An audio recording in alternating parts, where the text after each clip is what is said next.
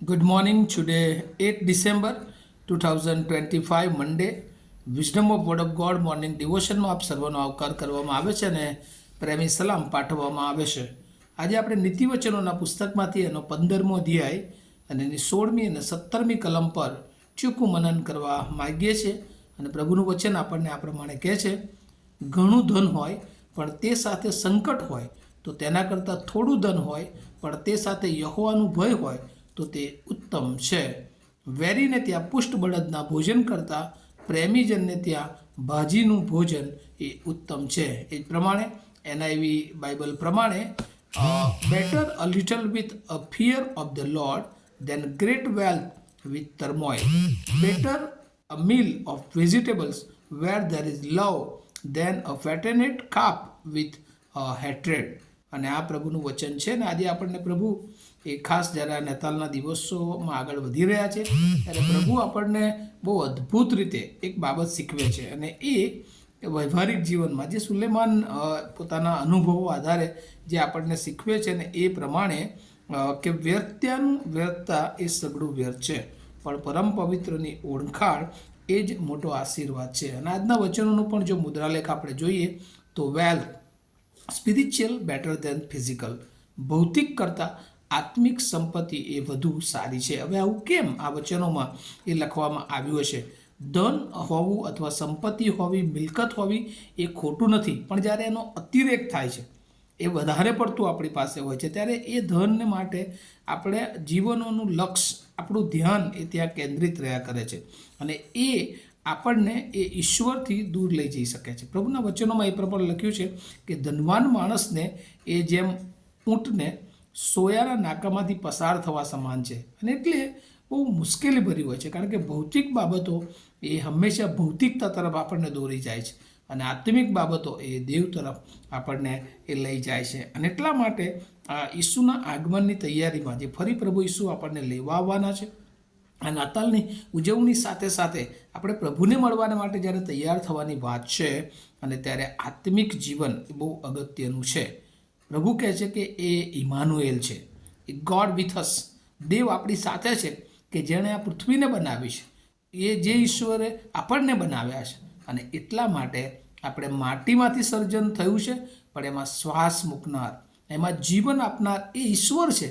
અને એના સિવાય એ આપણું જીવન એ ખાલી માટીથી ટકી શકતું નથી વાલાઓ. અને એટલે ભૌતિકતા એ આપણા જીવનને અનંતકાળિક રીતે બચાવી શકતી નથી, કારણ કે જે માણસ આ પૃથ્વી પર જન્મ લે છે એણે મૃત્યુમાંથી પસાર થવાનું છે. બીજો અર્થ કે આપણે આ ભૌતિક જીવનમાં જે કંઈ બધું મેળવીએ છીએ એ બધું અહીંયા જ આ પૃથ્વી પર મૂકીને એ જવાનું છે. જીવન આપણું શરીર પણ, તો પછી શા માટે આપણે એની લાલસા રાખીએ?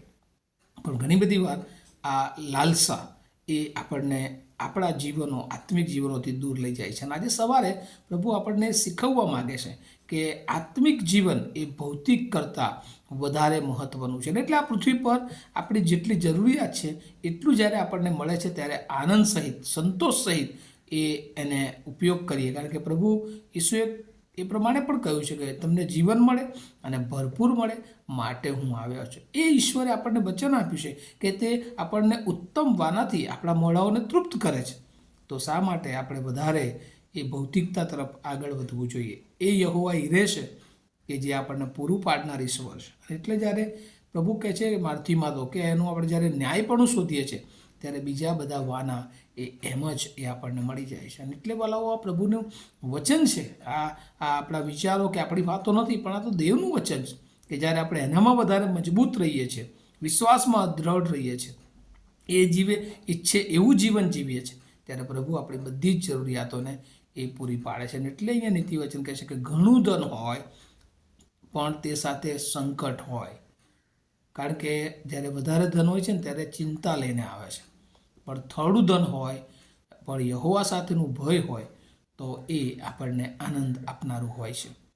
ત્યાં લખ્યું છે વેરીને ત્યાં પુષ્ટ બળદના ભોજન કરતાં પ્રેમીજનને ત્યાં ભાજીનું ભોજન એ ઉત્તમ છે. ઘણી બધી વાર એ આ ભૌતિક વાનાઓમાં ઘણા લોકો શૈતાનનો હાથો બને છે અને આપણા માટે બહુ જ માન ને બધું વ્યવસ્થાઓ કરે છે, પણ એની પાછળ એમના ઈરાદાઓ એ બહુ જ અલગ હોય છે. પણ કહે છે કે બહુ સામાન્ય માણસ હોય પણ આપણને પ્રેમથી એના ઘરે ઇન્વાઇટ કરતો હોય, એને આપણને માન આપતો હોય ત્યારે પ્રભુ એના જીવનને અને આપણને એ આશીર્વાદિત કરે છે. અને એ રીતે આપણે આ પૃથ્વી પર યાદ રાખીએ કે આપણે પ્રભુના બાળકો છીએ, અને એટલે પ્રભુ જે રીતે ચાહે એ રીતે ભૌતિકતામાં નહીં પણ આત્મિકતામાં, વચનોમાં, પ્રાર્થનામાં દ્રઢતાથી જ્યારે લાગુ રહીએ છીએ ત્યારે પ્રભુ આપણા જીવનને એ આશીર્વાદિત કરે છે. અને દેવ એ આપણી સાથે છે. God is Immanuel.